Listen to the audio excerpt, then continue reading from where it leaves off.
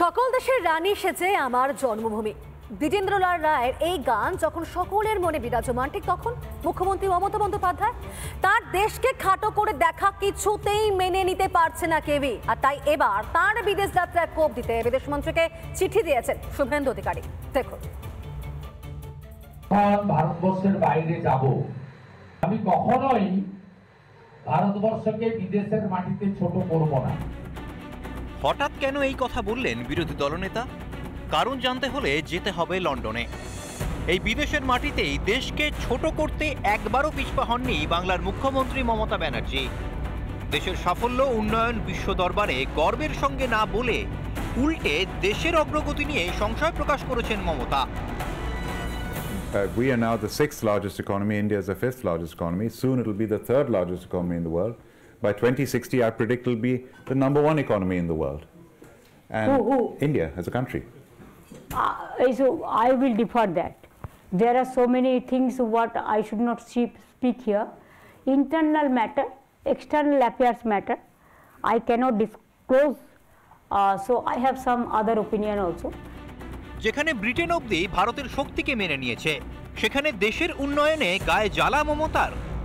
লন্ডনের মাটিতে দাঁড়িয়ে দেশকেই ছোট করা এই মন্তব্যের বিরুদ্ধে এবার বিদেশমন্ত্রী এস জয়শঙ্করকে চিঠি শুভেন্দু অধিকারীর। মমতার বিদেশ সফরের অনুমতিতে নিষেধাজ্ঞার আবেদন জানালেন বিরোধী দলনেতা। ভারত বিশ্বের বৃহত্তম অর্থনীতি হবে, মমতা ব্যানার্জির তাতে অসুবিধে আছে।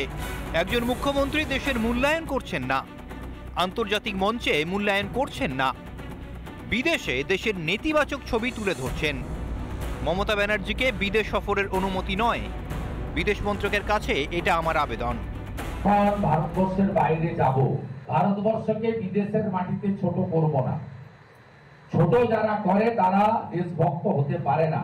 ভারতের অর্থনীতি নিয়ে যখন প্রশ্ন হচ্ছে তখন আপনি বলছেন আমি ডিফার করছি, তার মানে আপনি অ্যান্টি ন্যাশনাল। 14 বছরে বাংলায় শিল্প আনতে পারেননি মমতা। দেশ এগোলেও বাংলায় শিল্পের ভাড়ার শূন্য, সেদিকে খেয়ালই নেই মুখ্যমন্ত্রীর। মোদী সরকারের আমলে দেশের উন্নয়নে হিংসায় জ্বলছেন কি রাজ্যের প্রশাসনিক প্রধান? এত কিছুর পরও চোখে ঠুলি অথচ মুখে বুলি তৃণমূলের। কথা প্রসঙ্গে টেনে আনলেন স্বামী বিবেকানন্দর শিকাগোর ঐতিহাসিক বক্তৃতা। এই রকম ঘটনা স্বামী বিবেকানন্দর ক্ষেত্রেও হয়েছিল। প্রতাপচন্দ্র মজুমদার, তার নাম এখন অনেকেই হয়তো মনে রাখেন না। বিবেকানন্দকে শক্তি দিয়েছিলেন ঠাকুর রামকৃষ্ণ, আর মমতা বন্দ্যোপাধ্যায়কে সেই পতাকা বহন করার শক্তি দিয়েছে জনতা। লন্ডনে বসে ব্রিটিশদের তোষামদিও দেশকে অবমাননা মমতার। মমতার এই অপমানে ক্ষোভের আগুন সর্বত্র। কখনো রাহুল গান্ধীর মুখে শোনা যায় চীনের প্রশংসা, তো কখনো মুঘলদের প্রশংসায় পঞ্চমুখ থাকেন ইন্ডি জোটের শরিকরা। সেই মমতা যে বিলেতে গিয়ে ব্রিটিশ রাজের স্তুতি করে দেশের উন্নতিকেই কটাক্ষ করবেন, তা খুব একটা অস্বাভাবিক নয়। রিপাবলিক বাংলা। নানা ধরনের কন্টেন্ট দেখার জন্য লাইক করুন, শেয়ার করুন আমাদের ফেসবুক পেজ, সাবস্ক্রাইব করুন আমাদের ইউটিউব চ্যানেল। পাশাপাশি অন্যান্য ব্রেকিং নিউজের জন্য অবশ্যই চোখ রাখুন রিপাবলিক বাংলায়।